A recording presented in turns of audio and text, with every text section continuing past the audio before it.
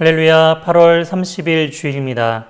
오늘도 예배 자리에 나온 우리 청년분들을 환영하고 축복합니다. 각자 자리에서 온전히 예배함을 통하여서 오늘도 하나님의 말씀을 듣고 또한 우리의 삶으로 행하며 나아가는 복된 귀한 주일 예배가 되길 주님의 이름으로 소망합니다. 열왕기하 22장 1절에서 13절입니다. 요시야가 왕위에 오를 때에 나이가 8세라. 예루살렘에서 31년간 다스리니라. 그의 어머니의 이름은 여디다요 보스갓 아다야의 딸이더라. 요시야가 여호와 보시기에 정직히 행하여 그의 조상 다윗의 모든 길로 행하고 좌우로 치우치지 아니하였더라.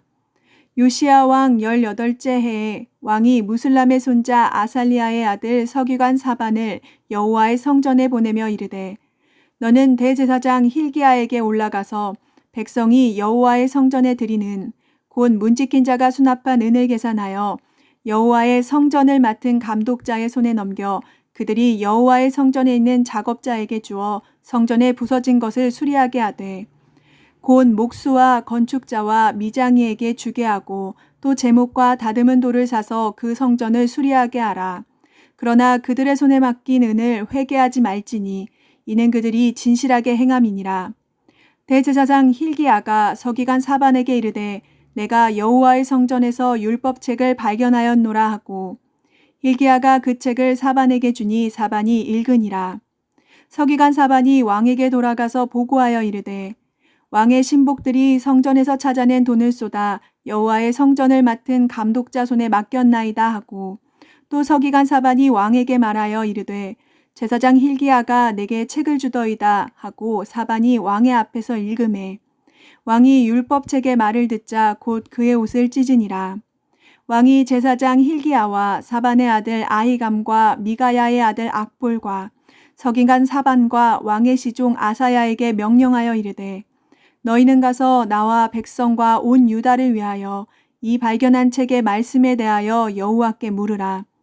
우리 조상들이 이 책의 말씀을 듣지 아니하며 이 책에 우리를 위하여 기록된 모든 것을 행하지 아니하였으므로 여호와께서 우리에게 내리신 진노가 크도다.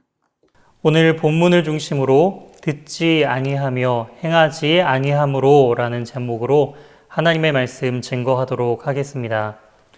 오늘 본문 가운데 이제 주도적으로 등장하는 왕은 요시야 왕입니다. 요시야는 우리가 저번 주에 살펴본 히스기야의 증손자이고요. 또한 가장 악한 왕으로 대두되었던 히스기야의 아들인 므낫세의 손자이기도 합니다. 이 요시야의 삶에 대한 평가가 2절에 나오는데요. 2절을 보시게 되면은 요시야가 여호와 보시기에 정직히 행하여 그의 조상 다윗의 모든 길로 행하고 좌우로 치우치지 아니하였더라 라고 성경 기자는 평가하고 있습니다. 할아버지였던 그 므낫세와는 대조적으로 이 요시야 왕은 굉장히 하나님 앞에서 정직한 삶을 살았고요. 또한 다윗의 그 길을 따라 행했다라는 것을 볼 수가 있습니다. 다윗의 길을 따랐다라는 것은 다윗은 하나님의 마음에 합한 자로서, 즉 하나님의 마음에 합한 인생을 살았다라고 성경 기자는 평가하고 있다라는 것이죠. 또한 중요한 표현으로 여기 역대기에서 이제 최초로 등장하는 좌로나 우로나 치우치지 않았다라는 것은 이 열왕기 상하를 통틀어서 이 요시야 왕에게 유일하게 사용되고 있는데요. 이 좌우로 치우치지 않았다라는 것은 과연 어떠한 의미가 있는 것일까요? 중도를 잘 지키고 어떤 한쪽에 치우치지 않은 인생, 그것이 바로 중도의 삶, 좌우로 치우치지 않은 인생일까요? 여호수아 1장 7절 말씀에 이렇게 기록되어 있습니다. 오직 강하고 극히 담대하여 나의 종 모세가 내게 명령한 그 율법을 다 지켜 행하고 우로나 좌로나 치우치지 말라. 그리하면 어디로 가든지 형통하리니. 이 말은 이제 모세의 뒤를 이어 여호수아가 이제 민족의 지도자로 세워졌을 때 하나님께서 이 여호수아에게 권면해 주신 말씀입니다. 바로 그 율법을 지킴을 통해서 좌로나 우로나 치우치지 아니하는 바로 하나님께서 원하시는 합당한 인생을 살 수 있다라는 것이죠. 즉 요시야는 이처럼 하나님의 그 말씀대로 삶을 살아갔던 그런 인생이다라는 것을 우리는 이 말씀을 통해 우리는 깨달을 수가 있습니다. 이처럼 좌우로 치우치지 않은 인생, 어떻게 하면은 그러한 인생을 살 수 있을까요? 우리가 어떠한 결정을 내림에 있어서 과연 이것이 정말 하나님의 뜻에 온전히 합당한 것인가라는 그러한 확신을 가지고 산다는 것 참으로 어렵습니다. 그렇기 때문에 그 모든 길을 하나님께서 인도하시고 하나님의 은혜 가운데 있을 때야만 이것이 가능한 것을 알 수가 있죠. 그렇기 때문에 이 요시야 왕이 좌로나 우로나 치우치지 않은 인생을 살았다는 것은 바로 하나님의 커다란 은혜를 누리며 삶을 살았다라고 우리는 이해해 볼 수 있습니다. 요시야 왕은 3절에 나오는 것처럼 8살의 왕이 되었습니다. 굉장히 어린 나이에 왕이 될 수밖에 없던 그런 상황 가운데 왕으로서 본격적인 그러한 영향력을 끼치기에는 아무래도 8살이라는 나이는 매우 어린 나이였죠. 그랬을 때 이제 자신의 뜻을 이제 펼치는 그 시기가 3절에 요시야 왕 18째 해라는 표현을 통해서 1절에 나왔던 8살의 왕이 된 이 요시야가 이제 왕이 되고 통치를 한 지 이제 18째 해가 지난, 즉 이 요시야가 26살이 되던 해에 본격적으로 자신이 추구하고 자신이 가고자 하는 정책들을 이제 적극적으로 펼치기 시작했다라는 것이죠.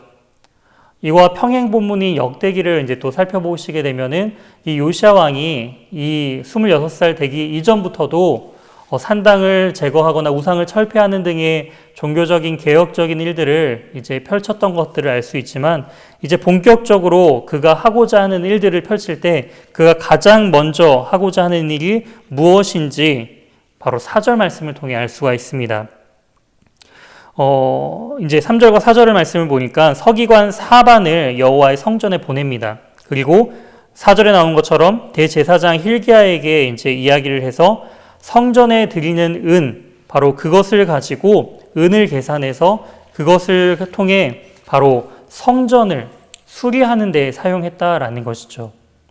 왜 요시야 왕은 본격적으로 본인이 하고자 하는 정책 중에서 가장 먼저 한 것이 바로 성전을 수리하는 일이었을까요? 여기서 우리가 생각해 볼 것은 성전이 지금 수리가 필요한 상황이다라는 것은 이 성전이 온전한 그 기능을 하지 못하고 또한 성전을 사용하지 않고 있었다라는 것을 우리는 추론해 볼 수가 있습니다. 즉 성전을 수리하겠다라는 것은 이제 성전을 본격적으로 사용하겠다라는 것이죠. 그리고 성전이 제 기능을 이제 유지하고 또한 많은 백성들이 이제 성전에 나와서 하나님을 예배하기 위한 첫 시작으로 이제 이 요시야 왕은 그가 펼칠 이 종교 개혁을 단행함에 있어서 가장 먼저 이 성전을 수리하는 것임을 볼 수가 있습니다. 그리고 이 성전을 수리하기 위해서 6절에 목수와 건축자와 미장이들을 이제 불러서 그들에게 이제 성전에 들어올 때 내게 받게 되는 그 은을 이제 줌을 통해서 그것을 가지고 성전을 수리하도록 합니다. 이 수리하는 과정 가운데 가장 중요한 부분들은 바로 신뢰입니다. 성전이 회복하기 위한 가장 중요한 것은 바로 신뢰다라는 것이죠. 그 신뢰를 어떻게 표현하고 있냐면 7절에 그러나 그들의 손에 맡긴 은을 회개하지 말지니 이는 그들이 진실이 행함이라. 성전을 수리하는 일에 있어서 이제 비용을 지불합니다. 그리고 그 비용이 잘 사용되고 있는지 확인하는 건 매우 중요하죠. 하지만 더 중요한 것은 무엇이냐면은 그들을 의심하지 않았다라는 것입니다. 성전을 수리함에 있어서 그 수리하는 자들은 정말 하나님 앞에서의 진실함을 가지고 정직하게 수리에 임하고 그 돈도 허투루 사용하지 않았다라는 것이죠. 또한 그것을 맡긴 자 역시 그것을 가지고 그들이 정말 잘 사용하고 있는가 의심하지 아니하고 온전히 믿는 관계 속에서 이 성전이 회복되고 재건되고 있었다라는 것입니다. 이처럼 공동체의 회복에 있어서 가장 중요한 것은 신뢰인 것 같습니다. 얼마만큼 서로가 서로에 대한 신뢰가 있는가에 따라서 우리 공동체는 또한 하나님의 교회는 이처럼 요시야가 무너진 또한 다시 그 파괴된 성전을 회복시킨 것처럼 그 부서진 것들이 다시금 신뢰를 통해 회복될 수 있다라는 것을 우리는 알 수가 있습니다. 이처럼 성전을 다시금 무너진 것을, 부서진 것을 수리하는 이러한 회복을 통해 이제 하나님께서 하나님의 뜻을 드러내는 그러한 부분들이 8절에 등장을 하는데요. 우연히도 우리가 생각하는 우연 가운데 하나님께서는 하나님의 섭리 가운데 이러한 수리하는 과정 속에서 성전에서 율법책을 발견하게 합니다.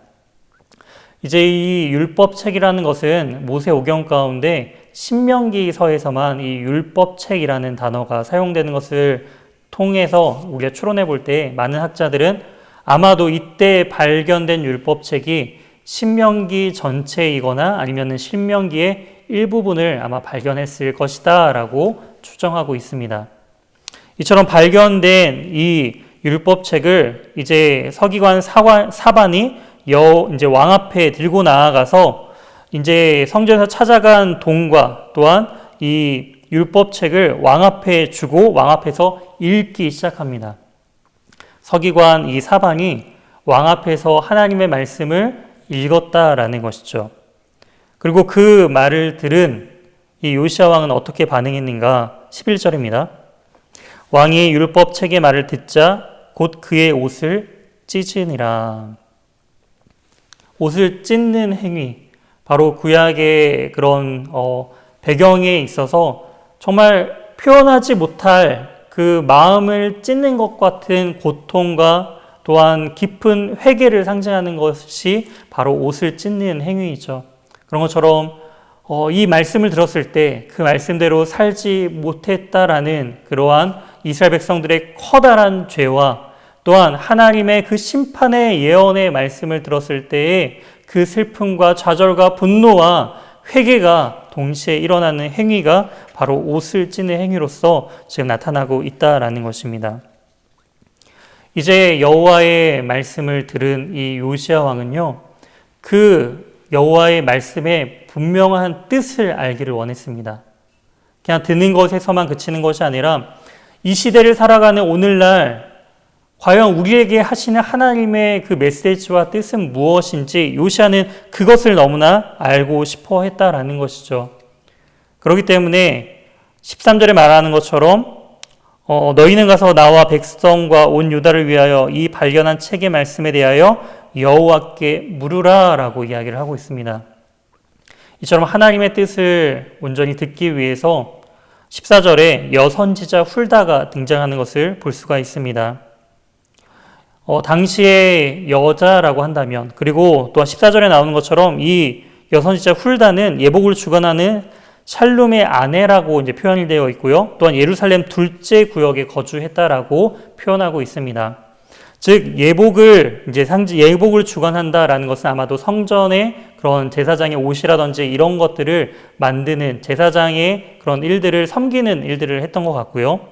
또한 둘째 구역이라고 한다면은 바로 성 안에서의 그런 핵심적인 지역에서의 삶을 사는 것이 아니라 변두리에서 사는 사람들, 즉 정치적이나 경제적으로 있어서 멀리 떨어진 자들을 의미하는데, 이처럼 당시의 여성이었고 또한 성전에서 중요한 직책을 맡은 자도 아니었고, 또한 그의 집안이나 이 내력들이 이렇게 풍성한 것도 아니었지만 왕은 겸손히 그 여선지자 훌다를 불러 하나님의 말씀을 듣기 위해 겸손히 귀를 기울이는 것을 볼 수가 있습니다. 중요한 것은 어떠한 직분을 가졌느냐, 또한 어떠한 경제적인 배경을 가졌느냐, 얼마나 그가 사회적으로 인정받느냐가 중요한 것이 아니라 바로 하나님이 그녀를 통해 말씀하신다라는 확고한 믿음과 신뢰가 있었기 때문에 그녀의 말을 주목하여 귀를 기울이는 것을 볼 수가 있습니다. 훌다는 이제 예언을 하죠. 16절입니다. 여호와의 말씀이 내가 이곳과 그 주민에게 재앙을 내리되 곧 유다 왕이 읽은 책의 모든 말대로 하리니. 요시야가 읽은 대로 하나님께서는 이스라엘 백성들이 우상을 섬기고 하나님의 마음에 떠났을 때 바로 그들을 그 땅에서 토해낸다라는 것처럼 그들을 심판하시고 그들을 멸망시킬 것이다 라는 그러한 재앙의 말들을 바로 이때에 이 요시아 때에, 그리고 그 백성들에게 이 말씀대로 이 진노가, 하나님의 그런 진노가 임할 것이다 라는 그런 예언의 말씀을 듣게 됩니다. 하지만 그 요시아가 히스기야처럼 히스기야가 자신의 생명이 죽음 앞에 있을 때 겸손히 겸비하고 하나님 앞에 부르짖고 정말 간절히 기도했던 것처럼 그 요시아의 그 구별된 행위는요, 19절입니다. 내가 이곳과 그 주민에게 대하여 빈터가 되고 저주가 되리라 한 말을 내가 듣고 마음이 부드러워져 여호와 앞 곧 내 앞에서 겸비하여 옷을 찢고 통곡함으로 나도 내 말을 들었노라 여호와가 말하였느니라. 하나님께서는 이 요시야 왕의 구별된 겸비한 그러한 마음과 행위를 보시고 다시금 그 심판을 유예하시는 것을 우리는 알 수가 있습니다. 심판을 유보하십니다. 하지만 심판을 멈추시고 심판을 내리지 않으시겠다라는 뜻은 아니죠. 20절에 나오는 것처럼 그러므로 보라 내가 너로 너희 조상들에게 돌아가서 평안히 묘실로 들어가게 하리니 내가 이곳에 내리는 모든 재앙을 내 눈에 보지 못하리라 하셨느니라. 요시아 때는 보지 못하지만 약 100여 년이 지난 이후에 이스라엘 백성들은, 이 남유다 백성들은 결국 바벨론에 의해 멸망당할 것을 이제 예언하시는 것들을 볼 수가 있습니다. 이처럼 오늘 이 말씀을 통해서 들음과 행함이 없는 시대 가운데 들음과 행함이 얼마나 중요한지를 또한 우리는 이 말씀을 통해 알 수가 있습니다. 가장 중요한 것은 하나님의 말씀을 어떻게 듣느냐입니다. 요시야 왕은 그 발견된 율법책을 들었을 때 그것은 과거에 우리 선조들이 들었던 그 말씀이다라는 것으로 끝나는 것이 아니라 그 말씀이 이 시대를 살아가는 이 당시의 요시야 왕의 시대 가운데 과연 어떻게 임할 것인가에 대한 그 두려움과 또한 자신들의 그 죄에 대한 깊은 회개의 모습들이 드러나고 있습니다. 오늘날 살아가는 우리 청년분들은 어떠신가요? 과연 하나님의 말씀이 선포되고 들려질 때 우리는 과연 어떻게 반응하고 있나요?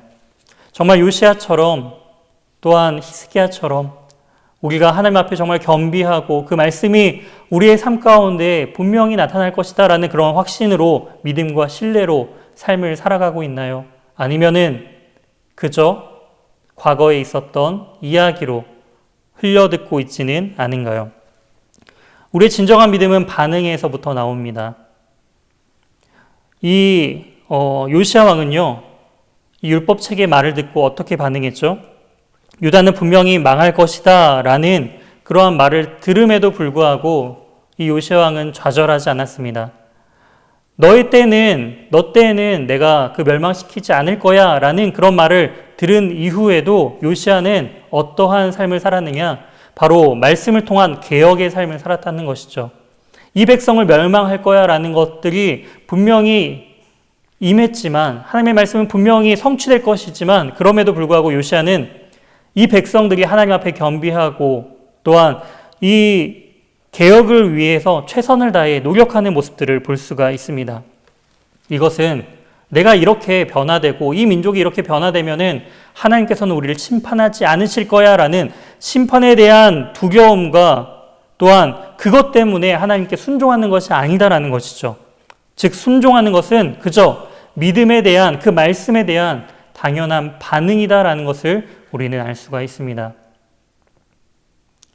우리가 열심히 신앙생활하고 우리가 구별되는 삶을 사는 것이 어떠한 조건을 바라기 위한 삶이 아니라 그저 하나님의 말씀이 선포될 때 그 말씀으로 인해 내가 반응하는 것, 그것이 바로 진정한 개혁이고 진정한 믿음의 반응에 순종하는 삶이다라는 것입니다. 예수님의 기도를 통해서도 우리가 이러한 순종을 볼 수가 있습니다. 마태복음 26장 39절에 나의 원대로 마옵시고 아버지의 원대로 하옵소서라는 예수님의 그 간절한 기도가 있었지만, 겟세마네 동산 가운데 그 십자가를 피하고 싶은 그 간절함이 있었지만, 아버지의 뜻이라면, 그 십자가가 하나님 아버지의 뜻이라면 나의 뜻이 아닌 아버지의 뜻대로 하시옵소서라는 그러한 순종의 삶, 그것은 하나님에 대한 진정한 신뢰와 또한 말씀에 대한 하나님의 그 풍성한 은혜를 경험할 때 비로소 나타날 수 있다라는 것입니다. 사랑하는 우리 청년부 여러분, 우리는 말씀에 반응해야 합니다. 저부터도 우리가 먼저 이 말씀에 반응하며 나아갈 때 진정으로 우리의 삶에, 우리 공동체에, 우리 연희교회에, 이 대한민국에 진정한 개혁이 일어날 수 있습니다. 이처럼 한 주간도 그 말씀의 풍성함에 하나님과 동행함을 통해서 그 말씀의 은혜를 누리시길 원합니다. 그리고 말씀에 반응하길 원합니다. 다른 의지가 아니라 말씀의 온전한 반응을 통해 하나님께서 그 요시야를 평가하신 것처럼 정말 진실하고 하나님의 뜻에 합당한, 온전히 그 좌로나 우로나 치우치지 아니하는 복된 인생을 살아가는 저와 우리 예수가족 청년부 모든 지체들이 되길 주님의 이름으로 소망합니다. 함께 기도하시겠습니다. 하나님, 말씀을 듣고 또한 그 말씀대로 삶을 살아간다는 것 너무나도 힘들고 어려운 길인 것을 우리가 고백합니다. 하지만 그럼에도 불구하고 주님께서 원하시는 삶의 모습이라면, 또한 하나님의 말씀에 우리가 겸손히 반응하여 정말 주님께서 원하시는 삶의 모습이라면 우리가 결단하여 우리의 삶을 개혁시키고 또한 우리 공동체를 온전히 세우며 나아갈 수 있도록 주님 우리에게 힘과 은혜와 능력을 더하여 주시옵소서. 비록 그 멸망을 바라보면서도 하나님의 말씀이 분명히 임한다는 것을 알면서도 좌절하거나 포기하지 아니하고 그의 삶 가운데 최선을 다하여 개혁의 그런 삶을 살아갔던 그 요시야처럼 우리 역시도 세상이 변화되지 아니하고 공동체가 변화되지 아니하고 여러 가지 현실적인 모습을 보면서 좌절할 때도 많이 있지만 그 현실을 바라보지 아니하고 오직 그 말씀의 은혜에 따라 우리가 믿음의 반응으로서 삶을 온전히 살아갈 수 있는 그러한 온전한 하나님의 풍성한 은혜를 누릴 수 있도록 주님 인도하여 주시옵소서. 이번 한 주간을 살아갈 때 하나님의 말씀의 그 순종의 삶을 온전히 살아갈 수 있는 그러한 믿음을 우리에게 주실 것을 온전히 믿고 의지하오며 이 모든 말씀 살아계신 예수 그리스도의 이름으로 기도드립니다. 아멘.